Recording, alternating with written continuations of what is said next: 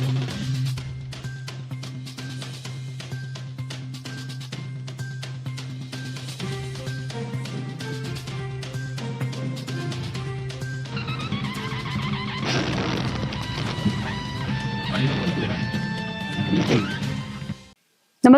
आपण पाहता हिरकणी न्यूज.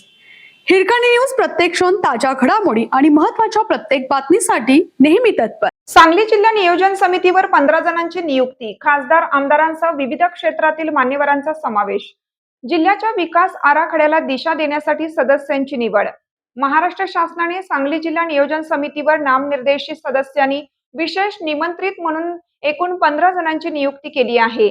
नियोजन विभागाने याबाबत 6 जुलै रोजी शासन निर्णय जारी केला असून जिल्ह्याच्या विकास आराखड्याला दिशा देण्यासाठी या सदस्यांची निवड करण्यात आली आहे. जिल्हा नियोजन समिती ही जिल्ह्यातील विविध विकास कामांचे नियोजन, निधीचे प्राधान्यक्रम निश्चित करणे, ग्रामीण व शहरी भागातील विकास आराखड्यांचा समन्वय साधणे आणि जिल्हा वार्षिक योजनेच्या अंमलबजावणीसाठी महत्त्वाची भूमिका बजावणारी समिती आहे.